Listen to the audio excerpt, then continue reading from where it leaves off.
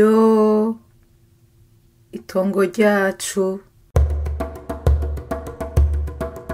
Itongo ryacu ni ikiganiro kijanye n'amatongo n'ayandi matungo mushikirizwa n'itororokanirizo ry'amakuru Romanda. Imvo ya nyuma nyamukuru yatumye sentare yanka kwakira urubanza hagati ya Diocese Gatolika ya Muyinga n'abasigwa banzigamako Jean Baptiste nuko ngo ayo matati atajanye namba n'ibihe vy'amagume Uburundi bwaciyemwo. Diocese Gatolika ya Muyinga yasiguye ko igihe yahabwa itongo mu 1991 atantambara yari ihari.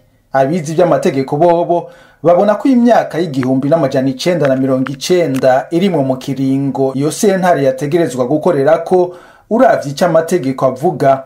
Ariko none iryo tongo ryarinze ritangwa na buramatari wa Muyinga. Abasigwa banzigamako Jean Baptiste bari hehe? Ivyo nivyo duhera ko muri iki gice ca kane c'ikiganiro kijanye n'amatata amaze imyaka irenga 30 hagati ya Diocese Gatolika ya Muyinga n'abasigwa banzigamako Jean Baptiste. Muri kumwe na Emile Nibasumba.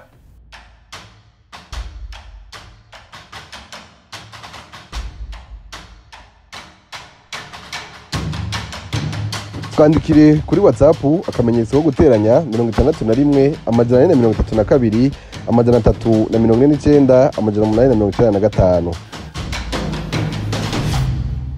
Abasigwa banzigamako Jean Baptiste basiguriye sentare ko kuva hadutse ugwimo rwa Ntega na Marangara mu 1988 abari muri iryo tongo riri mu matati baciye bakinjura kubera ubwoba bujanye n'umutekano muke warangwa muri ako karere ko mu buraruko bw'igihugu. Intara ya Muyinga ikabihana urubibe n'intara za Kirundo na Ngozi zavugwamwo ubwicanyi muri ico gihe. Ariko inyuma yaho ngo baza barasimbirayo rimwe kuraba itongo muri sentare idasanzwe ikimanza z'amatati y'amatongo n'ayandi matungo. Ababuranira abasigwa banzigamako Jean Baptiste basiguye bati mu mwaka w'1973 Nzigamako yarapfakaye araheza arazana uwundi mupfasoni mu mwaka wakwirikiye. Ariko abana bo ku mugore yitavye Imana bagumye baba muri iryo tongo ndetse harimwo na bamwe bahasohokeye. Kubera ko mu mwaka w'1988 hahavuye haduka intambara ya Ntega na Marangara muri ako gace gashira ubuseruko n'uburaruko bw'Uburundi, aho uwari hasigaye yahavuye muri ubwo gwimo kugutinya kugirirwa nabi n'intwaro yari hari ico gihe itahumuriza abo mu miryango yaho zitwara yazaraza kuraba indimo rimwe na rimwe. Bigaragara ko Diocese ya Muyinga yigaruriye iryo tongo mu 1991. Abasigwa banzigamako babimenya mu 1993 ari mu ntambara atawushobora kurikwirikirana kuko umuryango wose wari warahunze. Bagarutse bahasanze inyubakwa za Diocese ari nayo twitwariye. Diocese Gatolika ya Muyinga yoyo isigura ko iryo tongo atasano na ritonya rifitaniye n'intambara yo mu 1993 kuko ngo igihe yari saba mu 1990 atantambara yari ihari. Igihe yari habwa mu 1991 naho nyene ngo ntihari mu bihe vy'intambara. Sentare idasanzwe ikimanza z'amatati y'amatongo n'ayandi matungo CSDB nayo nyene yavuze ko ayo matati adashingiye ku bihe vy'amagume Uburundi bwaciyemwo. Reka dufatire gusa ku mwaka w'1991. Ico gihe Paripehutu yari ishushe. Uravye ivyanditswe n'ivyabaye icuka nticari ciza na gato mu gihugu. Ivyegeranyo bitandukanye harimwo icishira hamwe riharanira agateka kazina muntu Ligue Iteka hamwe n'amatangazo ya leta y'u Burundi nayo muhari Paripehutu vyose vyerekana ko igihugu cari mu bihe bigoye.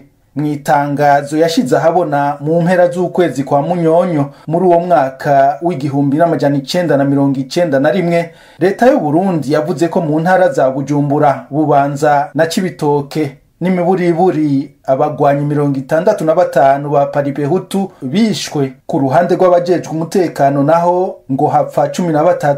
Ivyo biharuro vy'imfata kibanza vya leta y'u Burundi vyerekana kandi ko abanyagihugu b'abasivile 36 bahitanywe n'izo ntambara. Muri iryo tangazo leta y'u Burundi yasiguye ko kuva mu kwezi kw'indwi uwo mwaka nyene w'igihumbi n'amajana 991 yatanguye gufata bamwe mu baparipehutu bari batanguye kwisuganya mu ntara zitandukanye z'igihugu.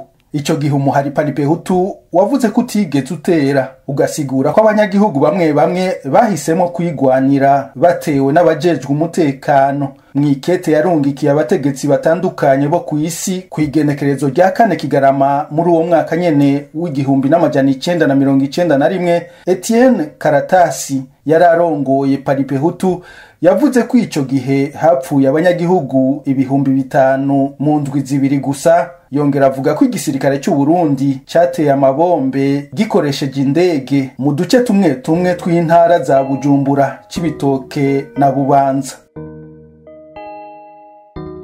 Bamwe mu bakurikiranira hafi iyo dosiye bavuga rero ko kubona abacamanza Niyongabo Eri, Sindaye Cassien na Maribicuro Virginie ba sentare idasanzwe ikimanza z'amatati y'amatongo n'ayandi matungo bubahuka kwemeza ko imyaka y'igihumbi n'amajana 988, igihumbi n'amajana 991 n'igihumbi n'amajana 993 yavuzwe mu mburano hatari mu bihe by'intambara vyerekana ko abo bacamanza bahenganye.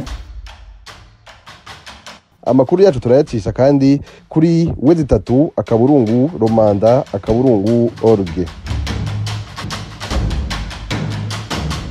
Igihe yahura n'abarongoye imigambwe ku igenekerezo rya 2 Ndamukiza mu mwaka uheze w'ibihumbi 2024, urongoye umugwi ujejwe ukuri no kunywanisha mu Burundi yaribukije ko iyo myaka y'igihumbi n'amajana 988, igihumbi n'amajana 991 n'igihumbi n'amajana 993 iri mu bihe bibi igihugu caciyemwo.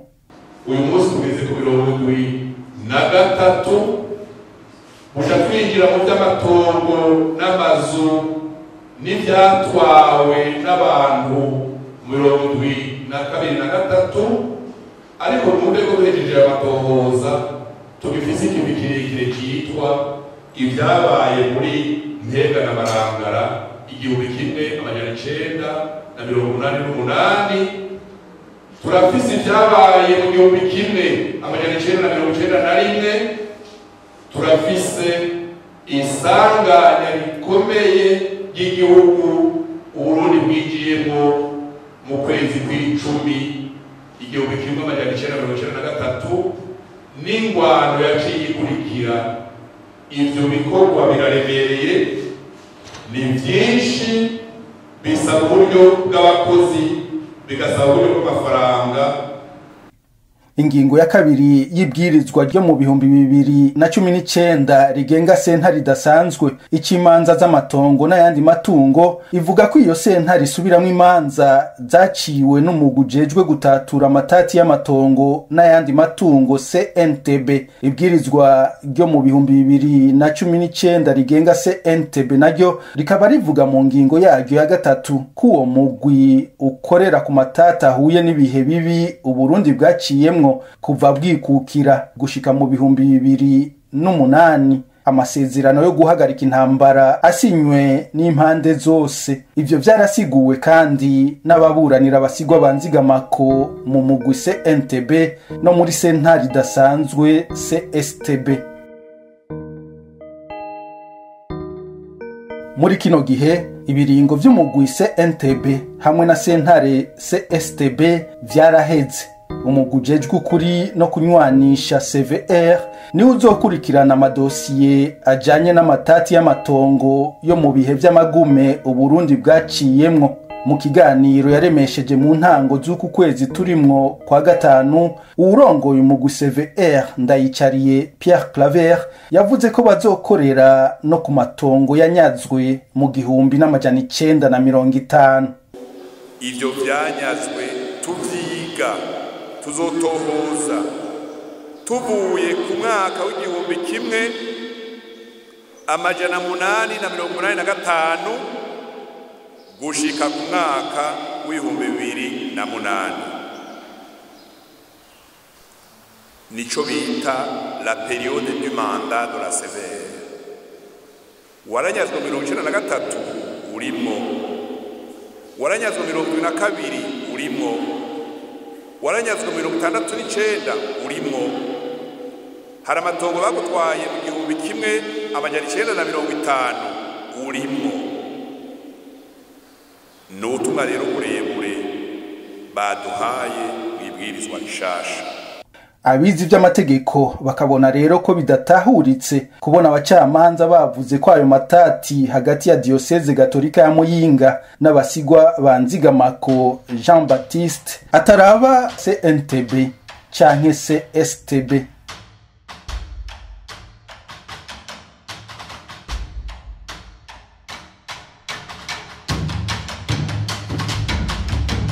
Uradukura kandi no ku mbuga ngurukanabumenyi kuri YouTube, Facebook na X wanditse ijambo Romanda. Imbere yuko bija muri sentare zari zijejwe gutatura amatati y'amatongo n'ayandi matungo, hari habanje kuba ibiganiro hagati y'impande ziri mu matati. Ivyo biganiro ariko tuzobigarukako mu kiganiro kizokurikira. Ayo matata amaze imyaka irenga 30 hagati ya Diocese Gatolika ya Muyinga n'abasigwa banzigamako Jean Baptiste, mbega zotatugwa nande? Ryo itongo ryacu. Itongo ryacu ni ikiganiro kijanye n'amatongo n'ayandi matungo mushikirizwa n'itororokanirizo ry'amakuru Romanda.